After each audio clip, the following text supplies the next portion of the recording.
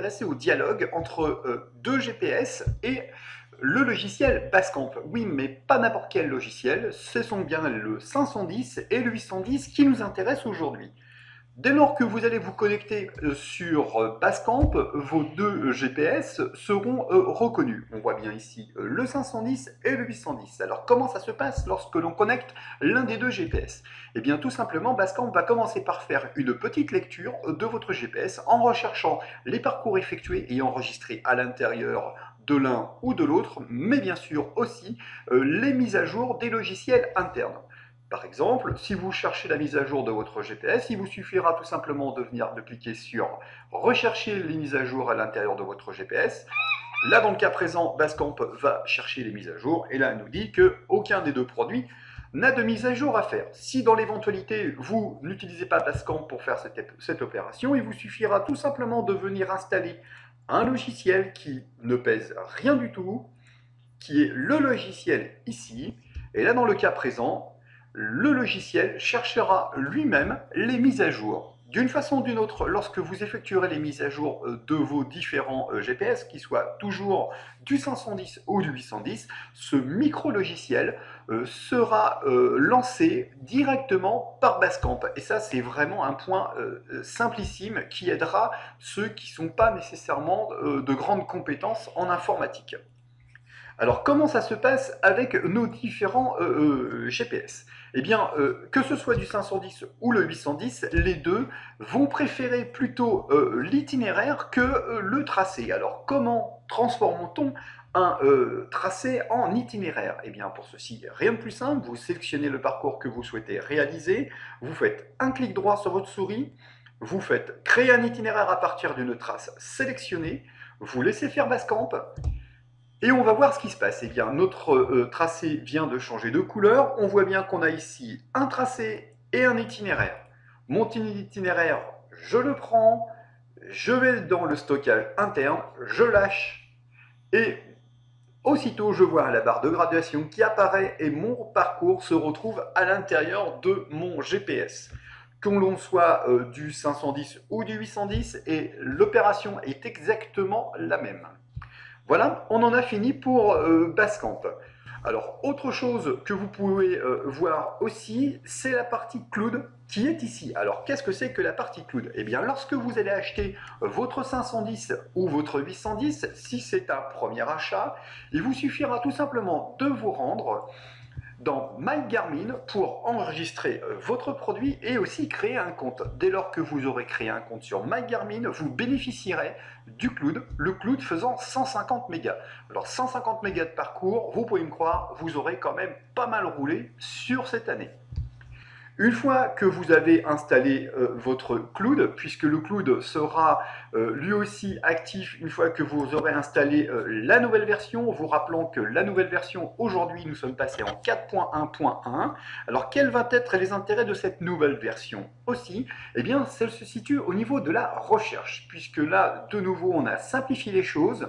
Hein, les recherches, les points d'intérêt, les adresses, les trésors, les Garmin Adventure et les pistes nommées.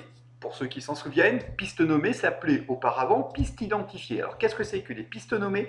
Eh bien tout simplement, ce sont les différentes pistes qui ont été enregistrées à l'intérieur de notre logiciel. Hein, que ce sera la Fédération française, les tracés IGN, etc., etc. La meilleure chose, eh bien, c'est de vous montrer. Eh bien, je laisse, je clique, et tout simplement, je vais laisser travailler Garmin, enfin Basecamp, qui va me rechercher les différents points. Un point identifié, c'est un point sur la cartographie. Alors attention, plus votre cartographie aura un zoom grand, c'est-à-dire ici en termes de distance, plus les informations seront riches et intéressantes. On vous donne les points, donc il vous suffira tout simplement de cliquer dessus pour voir ce qui se passe. Et bien là, dans le cas présent, ce sera notre tracé bleu. Mais on va pouvoir venir sélectionner un ensemble d'éléments, comme vous pouvez le voir. Moi, je vous conseille, c'est de vous mettre sur un zoom relativement important pour avoir un ensemble d'informations important pour éventuellement ensuite, eh bien, c'est faire notre propre sélection. Comment lancer la navigation avec mon Garmin Edge 810 ou 510?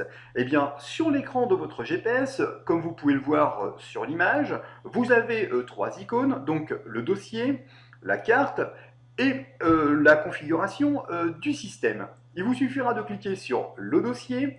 Dans la nouvelle page qui apparaît, vous aurez parcours, puis parcours. Alors la différence, c'est 1, parcours enregistré, 2, parcours envoyé. Moi, ce qui m'intéresse, c'est cliquer sur parcours envoyé. Je sélectionne le parcours que je souhaite réaliser. Une fois que j'aurai sélectionné mon parcours, eh bien, j'ai de nouveau un nouveau menu qui apparaît. Récapitulatif, carte, altitude, circuit, paramètres. Je vais aller dans paramètres. Dans paramètres, j'ai le nom du circuit, si je souhaite le modifier ou pas. Si je souhaite activer mon partenaire virtuel, je peux également. Je peux aussi avertir hors parcours. Ça vous permettra de voir toujours les informations lorsque vous sortez de la trace. Je vais surtout, c'est sur affichage carte. Dans affichage carte, on vous dit toujours affiché. Moi, dans le cas présent, j'active la fonction. J'ai la fonction couleur, je renomme la couleur de mon tracé, à vous de choisir. Dans le cas présent, je vous invite à choisir autre chose que le bleu ou prendre un bleu foncé, puisque comme vous pouvez le voir un petit peu plus haut dans la description de 810, votre tracé d'enregistrement sera bleu. Bleu sur bleu, c'est pas très heureux, donc pour éviter que vous soyez... que vous vous trompez avec le suivi des tracés, moi je vous invite à choisir une couleur. Moi je choisis une couleur et hop, c'est parti.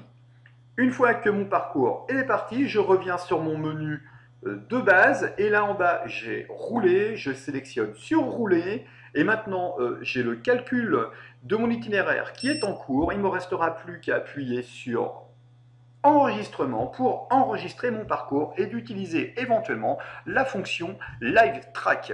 Écoutez, je vous dis à très bientôt dans un nouveau tuto sur l'utilisation du 810 et de Basecamp.